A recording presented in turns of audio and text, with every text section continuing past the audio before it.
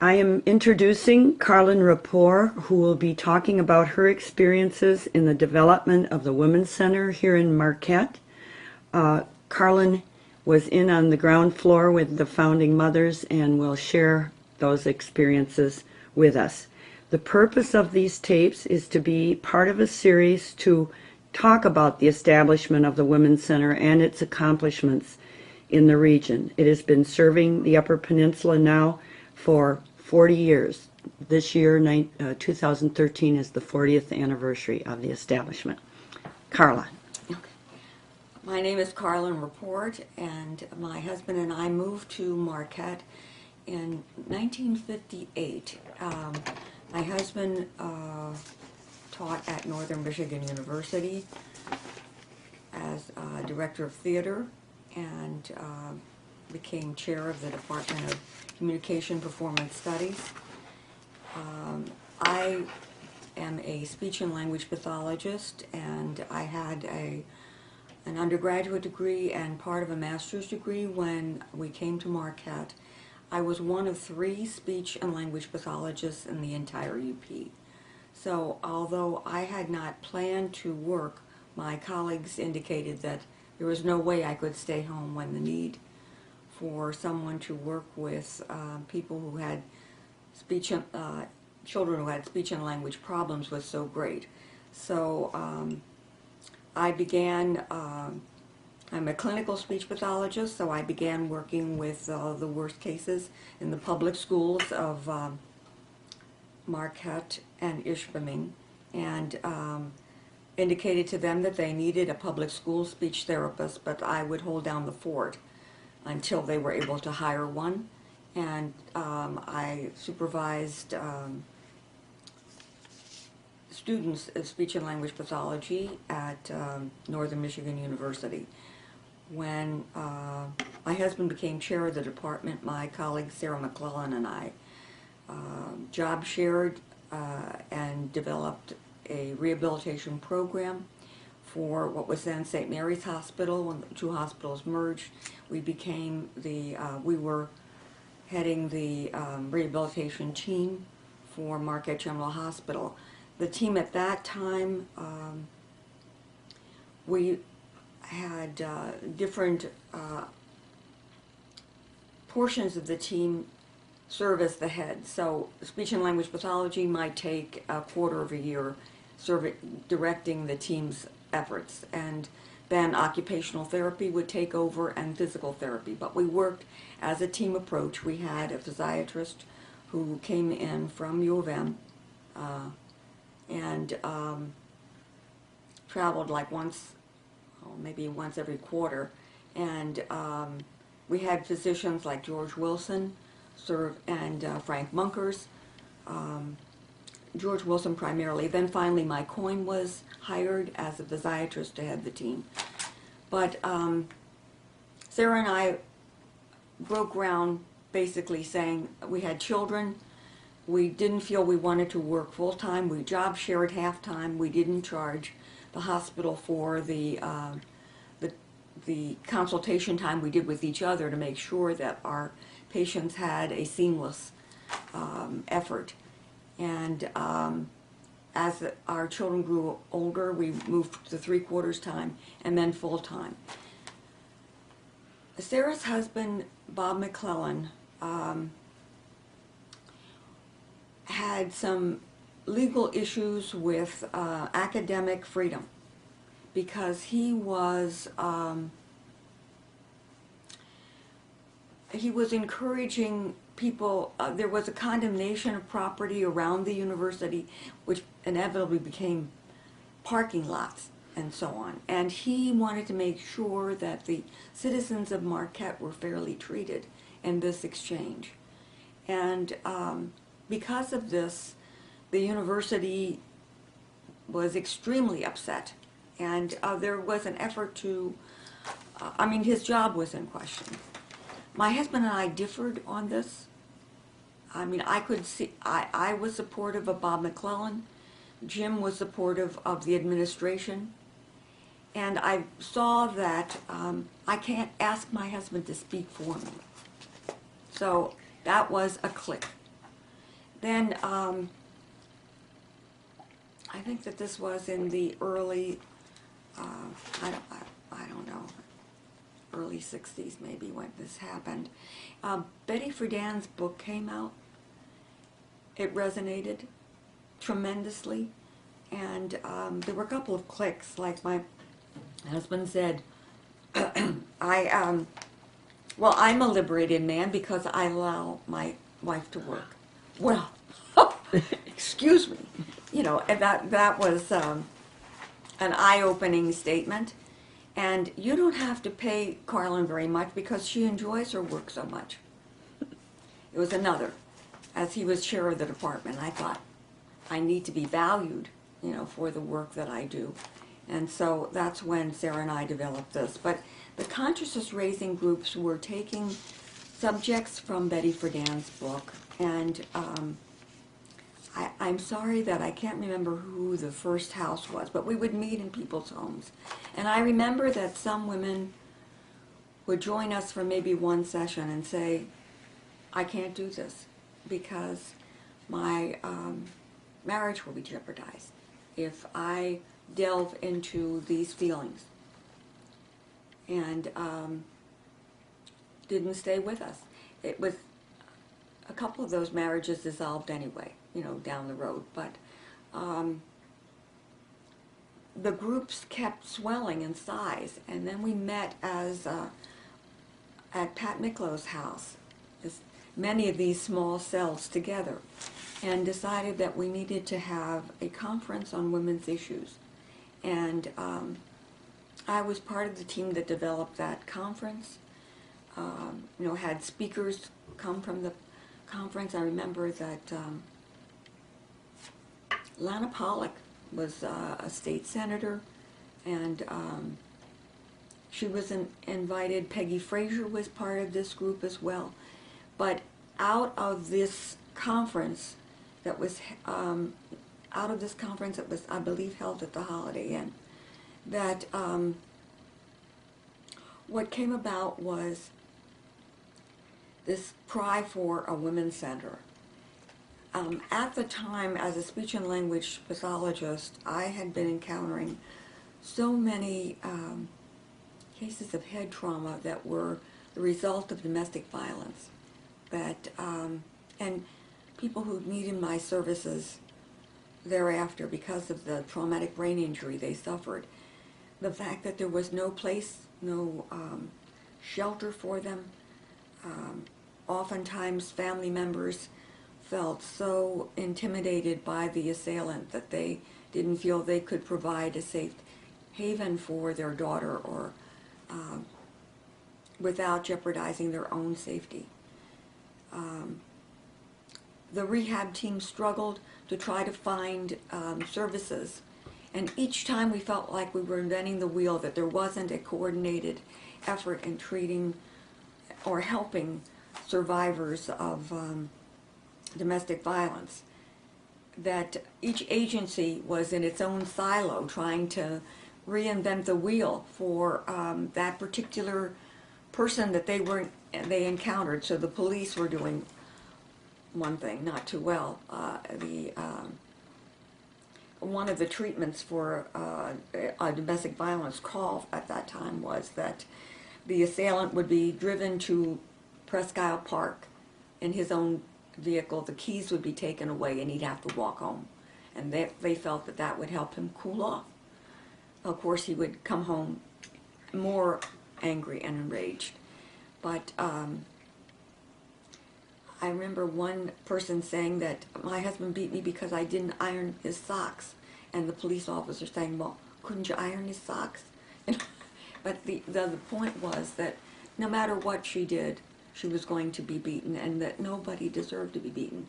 So at this time, while the Women's Center was developing, I felt that I needed to spend my efforts on trying to provide some community response for survivors of domestic violence and sexual assault. So that's where my efforts took place. And And those were separate from the movement to have the Women's Center? At the time, we had, first of all, I was able to bring this problem to the American Association of University Women, and we convened the Spouse Abuse Task Force, and that is, we just identified we did phone calls and through the community and identified agencies that were in any way touching base with domestic violence survivors, brought them together to say we need to have a community approach to this.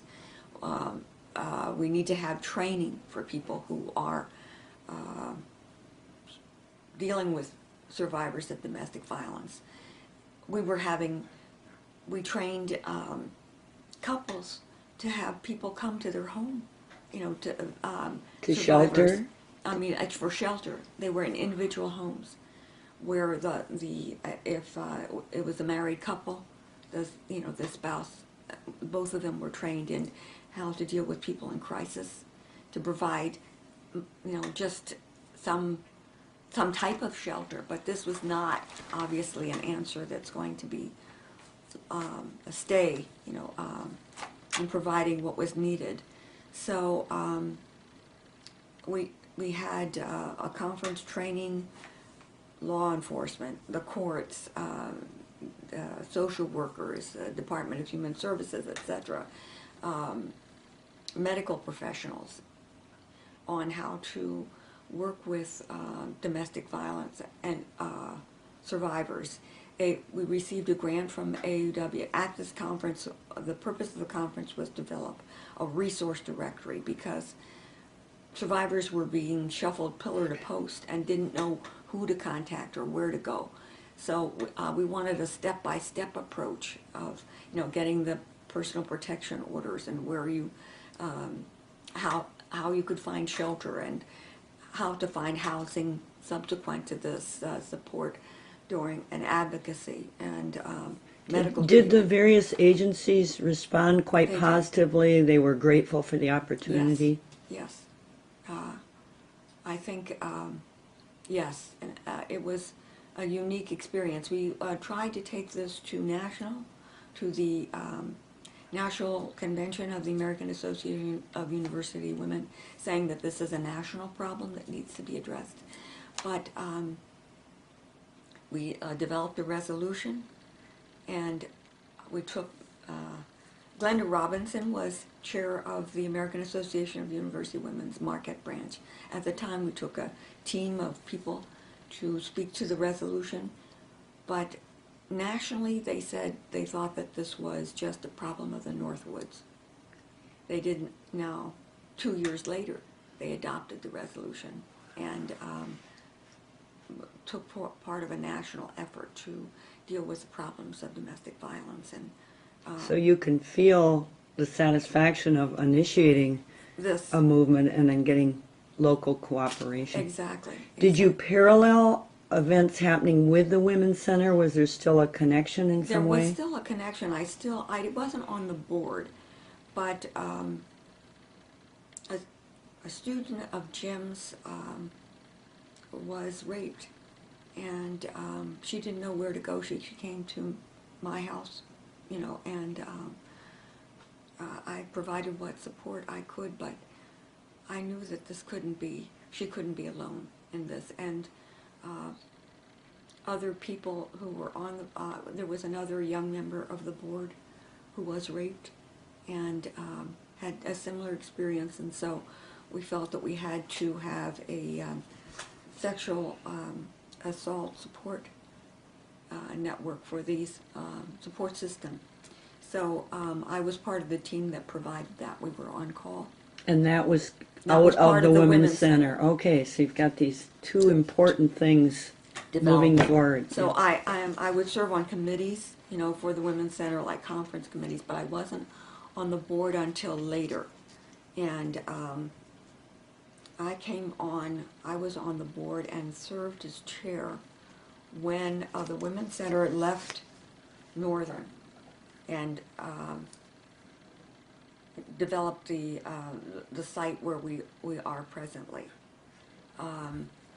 At the time, now I had been a member of the Spouse Abuse Shelter Board for maybe a period of 7 years and felt that the institution was fine going on its own, so that I could then divert and work with the Women's Center Board at that time.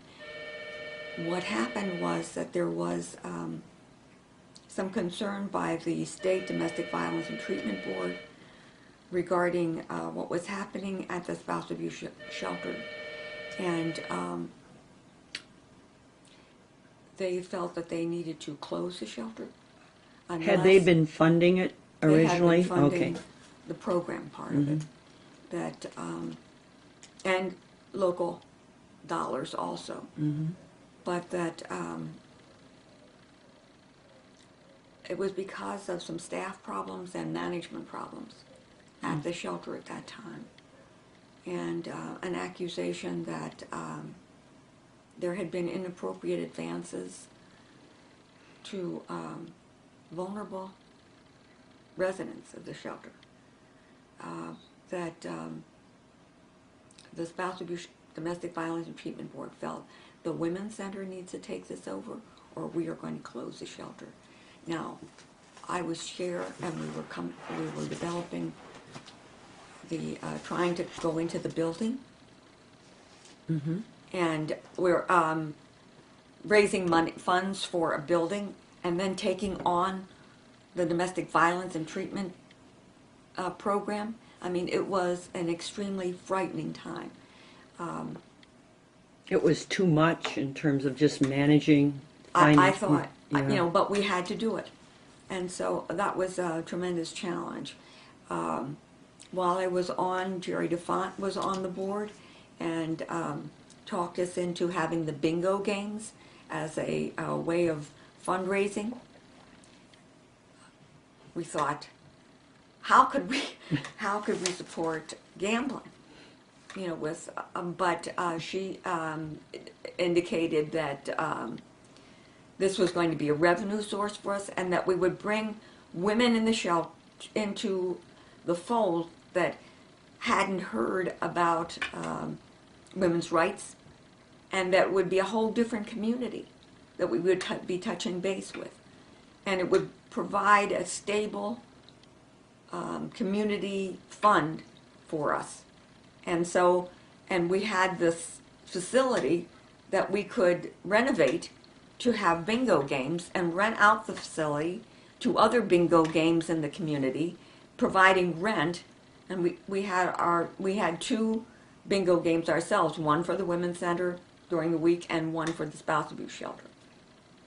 So it was actually Carl Levin and I think his name was Friedan, who was another state senator, who said that another senator, federal senator, member of Congress, who said, we will stand behind you. And Jerry had this wonderful connection with Dominic Jacobetti.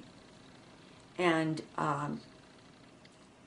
Dominic understood the problems that we were facing. And I mean, he looked at the Women's Center like it was a grandchild. So, you need a roof? I'll put a line item in. I mean, he was head of the Appropriations Committee. It was an amazing period of time where we had the support of just wonderful people in the community. And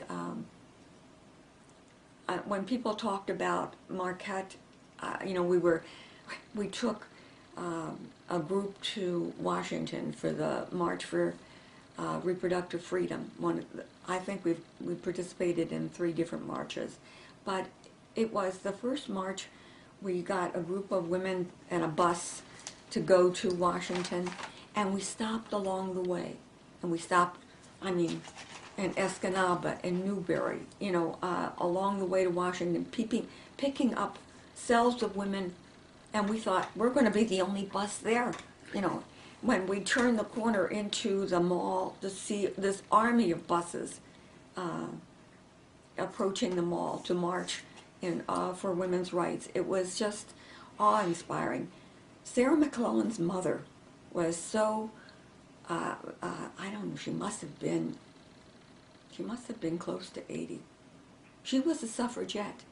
She was dressed in white and she marched with us.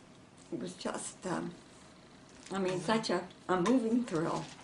And to have the Women's Center in Marquette be, and the women in Marquette County be part of this, so it's just wonderful.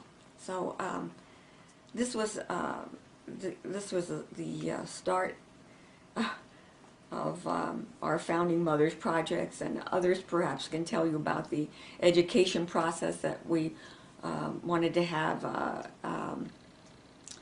Sally, Gail Griffith was one of our first directors, and Sally May, and Sue Kensington was an executive director in the fairly early years. But through Sally, we had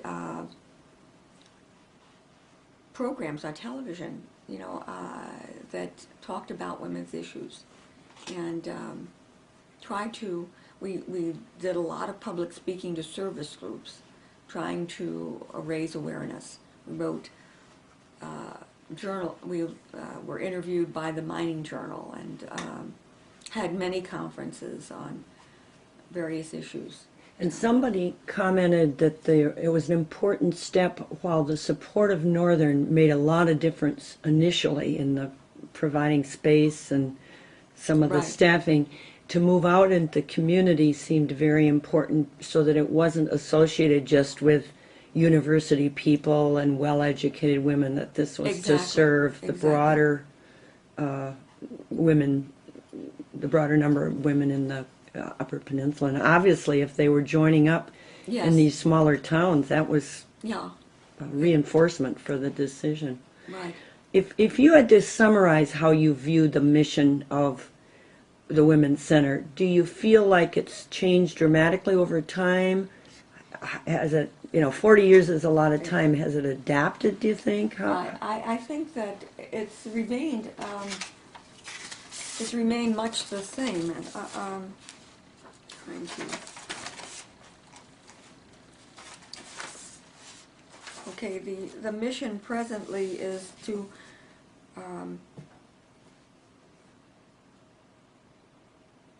the vision is to have a world free from violence and discrimination, where everyone is treated equally under the law.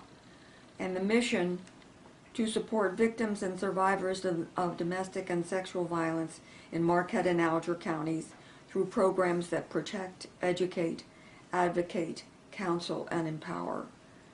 And we are a pro-choice organization. So I think that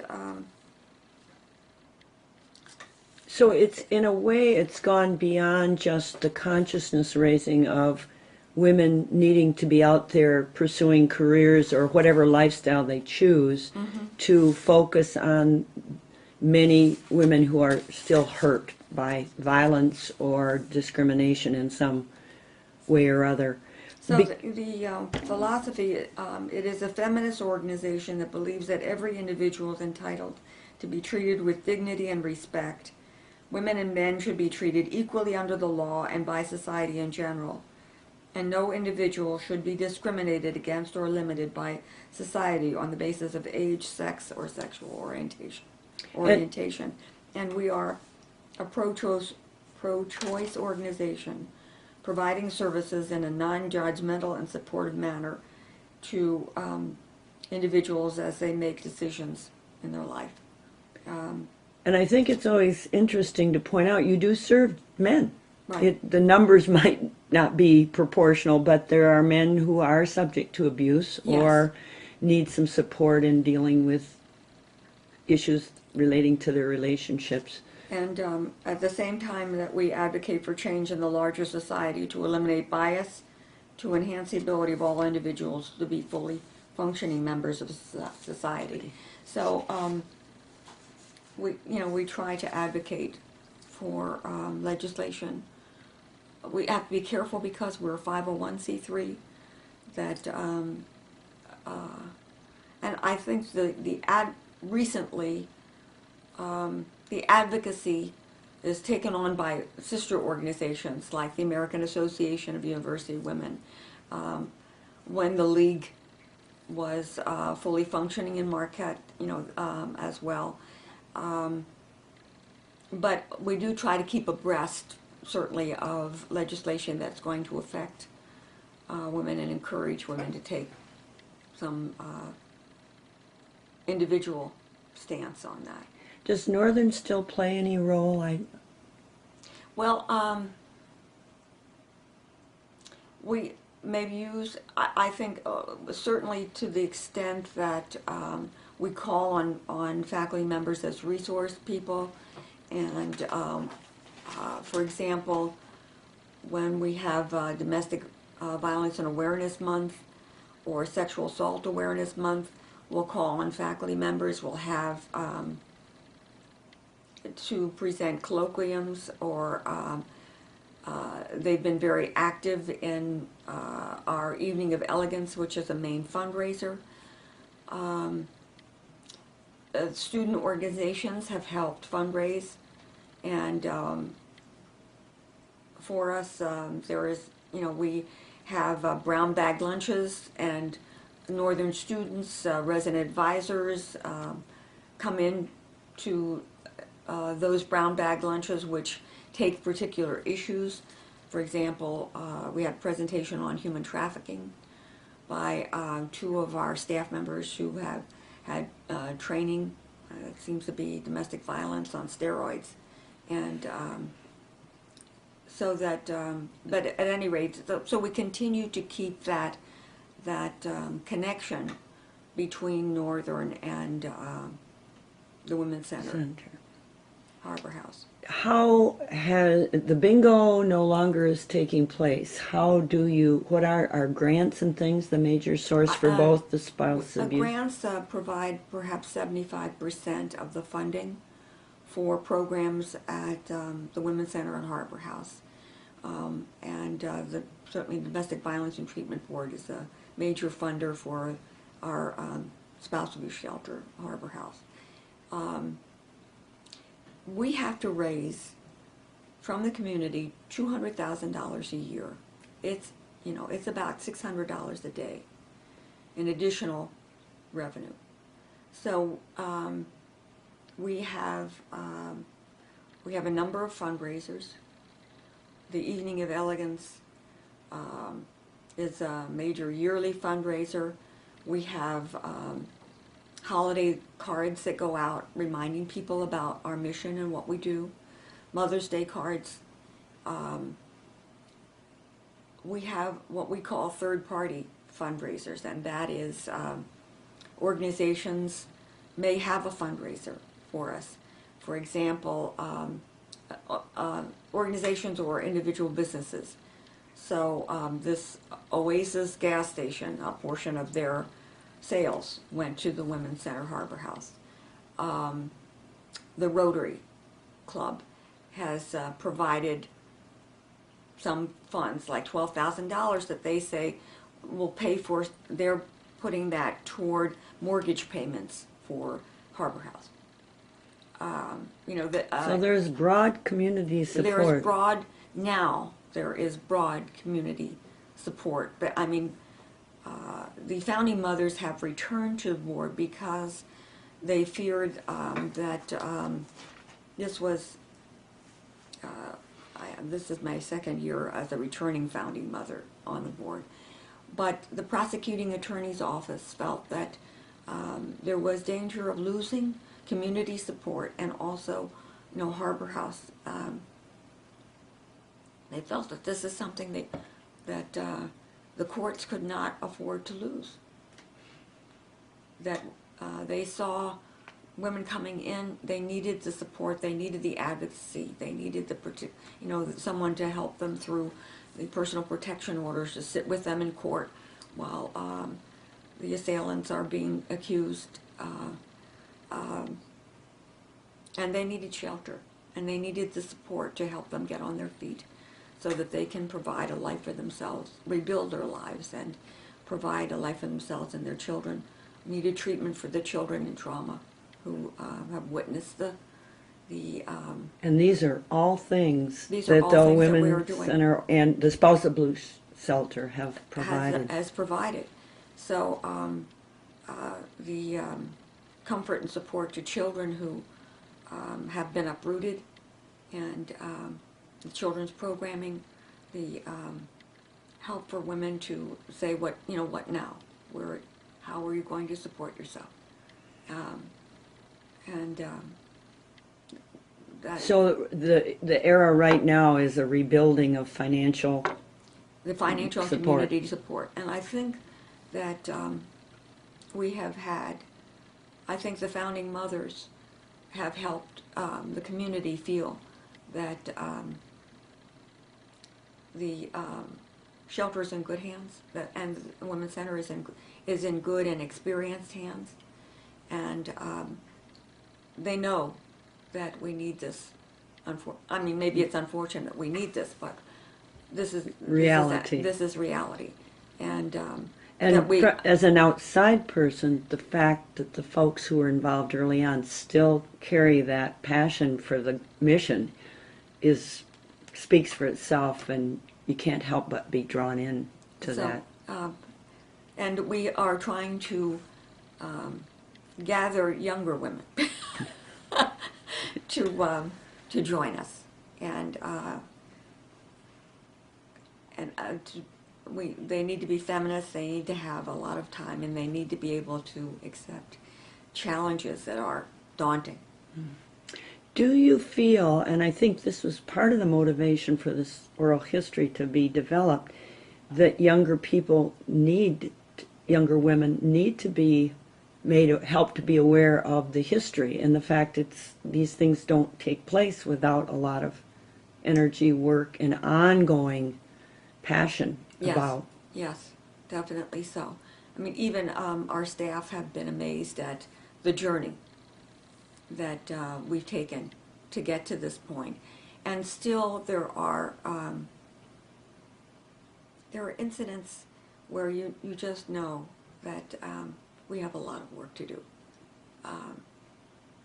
A police officer saying to a rape victim, "Well, if you hadn't gone into the bar on New Year's Eve, this was Satan's work," and Satan, I mean, blaming the victim for a rape that occurred, and when she was given a drug in her drink. Do you still work with law enforcement training? Definitely, we have a good relationship Good. with law enforcement. So in this particular case, a call to the supervising officer. It was an aberration, so to speak. This is an unusual situation you need to be aware of, and fortunately there was a victim and an advocate present, so that the advocate could speak to this when this occurred. So there's still work to be done in this area, and it's very difficult for me to understand why women are victimized globally. I mean, and still, it's just hard. And the trafficking is an issue in the UP even? That Yes. amazes me. It is. Yes. So we need to become more aware of that. Right. Karlyn, as we're drawing to a close, do you have any particular anecdotes or particular things that you're especially proud of having happened or been involved with, or anything you'd like to share personally that? I'll have to think on that. I think to be able to see the spouse abuse shelter working after so many years, I mean, that is just, for me, is, and to see it working so well. I mean, I just treasure the staff that we've been able to hire, who have the same passions that we do, and treat people who come within our care with such respect and caring. And there's a new building, relatively new home, isn't it? We moved. Yeah. Now, are you ready? I didn't know this, but the first house that we bought was a brothel. I didn't know this years and years ago. It's just hysterical. But I mean, quite a bit before we came to this community. But the house we now have is right across from the sheriff's office, from the courthouse. And when we had this house further down on Fisher Street, they had an alarm that would go off in the sheriff's office, so that we had we had law enforcement support immediately if it were needed. But this is right across. I mean, it's daunting. An assailant would have to be out of his mind to, right across from the sheriff's office. The other thing was that when we first started, the address of the shelter was, quote, hidden.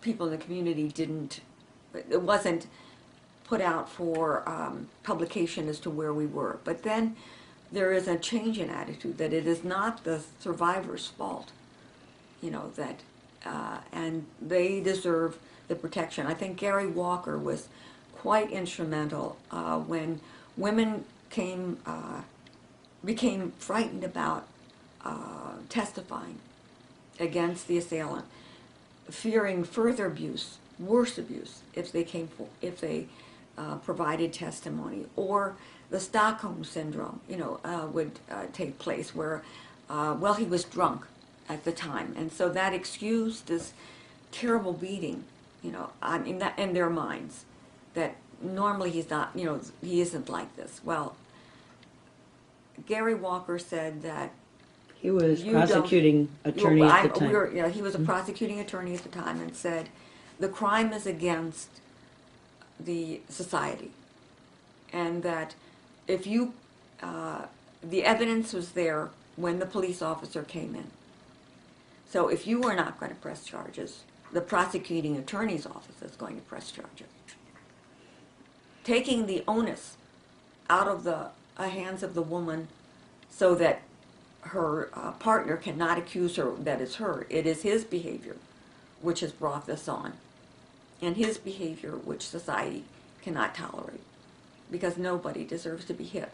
So that kind of change happened early on, and that was part of the spouse abuse task force workings, to say this is the problem. We often can't get women, when they are faced with their accuser in a courtroom, don't have the courage, to continue to.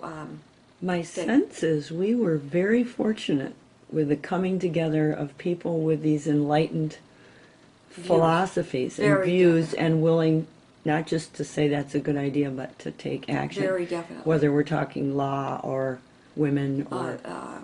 one of the first conferences that we had to train ourselves, I mean, we were so far ahead of the game. There were the first authors, like I think is Richard Gellis was one of the first researchers in domestic violence, was a speaker at the conference. It was... Well, thanks to all of you who were involved in pulling those things together and contributing, and still are contributing. We're grateful. Yeah. This is fun. Anything you'd like to add? No, I think that's it. I have no idea how long I talked here, but That's good. Thank you.